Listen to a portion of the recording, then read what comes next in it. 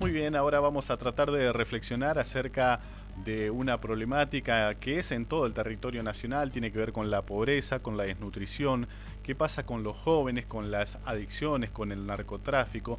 Para ello estamos en comunicación telefónica con el padre Mariano Oberlin. Es un padre de la ciudad de Córdoba que siempre está vinculado a los sectores más necesitados. Por caso ha estado visitando la ciudad de Río Cuarto, ha estado realizando tareas de cirujeo para conocer cuáles son las necesidades y cómo realizan sus actividades los recuperadores urbanos en la ciudad de Río Cuarto. Bueno, vamos a hablar con el padre acerca de todas estas problemáticas que se dan no solo en la ciudad de Río Cuarto, sino en todo el territorio nacional. Padre, muy buenas noches, gracias por recibirnos. No, al contrario, gracias a ustedes por la llamada. Buenas noches, Nelson. Buenas noches. Bueno, padre, ¿cuál es la mirada que tienen ustedes desde la iglesia con respecto a la situación social? ¿Cuál es el termómetro hoy por hoy? Hay un estudio que se ha hecho en este último tiempo, que ha salido desde la UCA, que tiene que ver con esto, con el aumento de la pobreza, un estudio mucho más estadístico. Yo la verdad que, bueno, lo he leído, evidentemente comparto lo que presenta ahí. Esa sería como la mirada más oficial de la iglesia. De todos modos, también después eso va variando de acuerdo a la realidad en las que habita la gente, ¿no? En Seguro. los barrios más humildes yo creo que esa mirada que ha surgido ahí pega con toda crudeza, porque es donde menos posibilidades de paliar la situación de los aumentos y todo esto existen, ¿no? Entonces, bueno, esta es la mirada de la iglesia en algún sentido, pero también en lo particular y en el lugar donde uno está, creo que ha ido creciendo y de una manera, no digo explosiva, pero sí alarmante poco a poco, la pobreza, la falta de recursos de la gente, y eso sumado a que por ahí se han ido cayendo algunos programas de asistencia, al menos de lo que yo conozco, lo que nosotros tenemos aquí en el barrio. Hay algunos programas que han ido cayendo y que la verdad que van haciendo medio poco a poco en la realidad de la gente, ¿no? ¿Cómo toma las noticias que se han generado hoy, que provienen de Córdoba capital, de ahí de la ciudad donde usted está, de casos de desnutrición que han aumentado en la parte sur de la ciudad de Córdoba? La verdad es que no había escuchado la noticia, pero, a ver, honestamente no me sorprende por la situación en la que estamos, ¿no?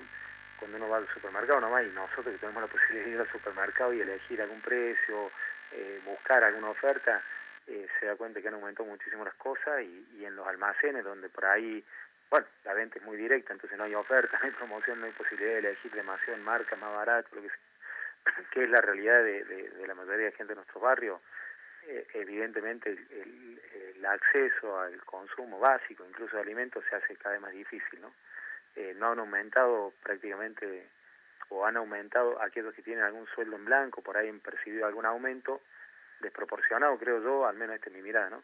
En relación a los aumentos de las cosas, pero bueno, al menos un pequeño aumento. Hay los que trabajan en negro a veces ni siquiera pueden percibir ese aumento, ¿no? Entonces, creo que se está dando, que no es sorprendente, ¿no? Lo triste por ahí, uno no siempre he tratado de no tener una mirada negativa sobre la realidad, y evidentemente siempre estamos esperando que la cosa mejore. Por ahí se dice, bueno, hay que esperar, que va a mejorar. El tema es que por ahí la gente más humilde tampoco tiene mucha espalda para esperar, ¿no? Por ahí, Sí, justamente la que menos tiene algún espalda tiene, ¿no? ahorrito, el que estaba juntando para irse de vacaciones, o le sobra un poquito por mes de sueldo, o tiene un nivel de gasto que lo puede reducir de alguna forma, porque puede cambiar de marca, porque puede apagar un par de lámparas en la casa, enchufar un electrodoméstico menos, o usar menos el auto, y bueno, va a padecer todo esto y puede esperar un poquito porque tiene alguna espalda, porque tiene dónde agarrarse. El que solamente tiene para comprar el pan de todos los días y no le alcanza más que para eso, si hoy eso se le reduce dramáticamente, no tiene ni para comer, ¿no? Padre, ¿usted nota que a raíz de esto surge un nuevo posicionamiento de la Iglesia en el ámbito político de poder nacional, habida cuenta de que desde la pastoral universitaria son los que están fijando las críticas hacia el gobierno nacional, incluso por encima de lo que habitualmente es costumbre que lo hagan los gremios? Digamos, hoy por hoy la oposición en términos de exigencia a la clase de dirigente pasa más por la Iglesia que por la propia oposición política. Sí, yo, a ver, en esto la iglesia es un espacio demasiado amplio, demasiado, no lo digo peyorativamente, sino como muy amplio, ¿no? Entonces por ahí hay quienes dicen, bueno, hay que seguir esperando, dentro de la misma iglesia, estamos, bueno, pagando las culpas de una herencia o lo que sea, y hay quienes ya realmente están viendo que esto se viene agravando cada vez más, algunos ven relación con lo anterior, otros ven que ha habido un quiebre y empezó a decaer, o sea, en esto hay muchas miradas plurales, ¿no? Lo cierto es que aún aquellos que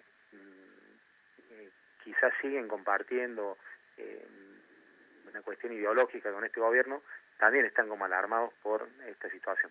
Yo no sé si toda la iglesia se puede decir que está como en pie de oposición. Algunos, y en esto yo me incluyo, sí lo estamos, digamos, en pie de oposición, digo, frente a las medidas que se vienen tomando, medidas que están afectando gravemente a los sectores más humildes. Otros quizás no juzgo, cada quien tiene derecho a tomar la posición que quiera. Sí, creo que toda la iglesia está alarmada por la situación que se viene viviendo, más allá de la lectura política, histórica y presente que se haga de la situación, ¿no?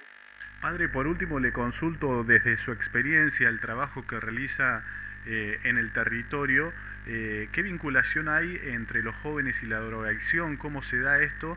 Y cómo en definitiva uno como sociedad puede responder ante este tipo de situaciones. Le pregunto esto porque por lo general situaciones que hoy por hoy se dan en Córdoba luego tienen su réplica en ciudades de menor envergadura como Río Cuarto, por ejemplo. Sí, yo creo que, a ver, asumiendo que esta es una problemática que atraviesa todos los sectores sociales y por motivos de los más diversos, en los sectores más humildes como la zona donde estamos nosotros aquí en la parroquia, creo que tiene muchas veces mucho que ver con la falta de oportunidades, de posibilidades, chicos que van a buscar trabajo y que los rechazan por portación de rostro, por cuando presentan el documento y el domicilio que tienen, o porque tienen antecedentes, a veces por algún delito que pueden haber cometido, muchísimas veces simplemente porque son levantados por la policía para hacer estadísticas. Esto ocurrió el año pasado, hemos estado denunciando eso, ahora gracias a Dios se ha frenado bastante, por lo menos en esta zona, pero entonces se le van cerrando los horizontes y no les queda mucha, en algunos casos les queda mucha más alternativa que meterse en algún negocio vinculado a lo clandestino, como por ejemplo el narcotráfico. En otros casos, aun cuando no se metan en eso, a veces se terminan evadiendo en consumo para olvidarse la desgracia de su vida, ¿no? Entonces, creo que abrir horizontes nuevos, abrir posibilidades cada vez más fructuosas para los chicos, más lindas, digamos, que sean posibilidades reales, concretas y dignificantes, de alguna manera aporta a la solución de las dos partes. Evidentemente un problema sumamente grave y amplio, digamos, que requiere respuestas de todos los bienes posibles, desde la política, la iglesia, la religión, la familia, la sociedad en su conjunto, el empresariado, los medios de comunicación también, pero tratando de no ser simplista, creo que la falta de oportunidad es uno de los principales ingredientes en esta temática, ¿no? Y bueno, eso, al menos lo que uno va viendo es como que no se va ampliando, sino más bien en contrario. Por ahí me ha pasado hablar con, perdón que me extiendo un poco, ¿no? Pero hablar con chicos que consumen Paco y uno le dice, che, o Paco, el nombre que se le quiere dar. Yo la verdad que en esa discusión no me quiero meter porque lo que uno ve son los efectos y chicos están desnutridos, chicos están contagiados de tuberculosis, chicos están muriendo en definitiva. Uno le dice, che, ¿no ves que estás muriendo con esto? Sí. ¿Y qué te querés morir? Sí. ¿Y por qué te querés morir? ¿Y para la vida que llevo? ¿Para qué querés que viva?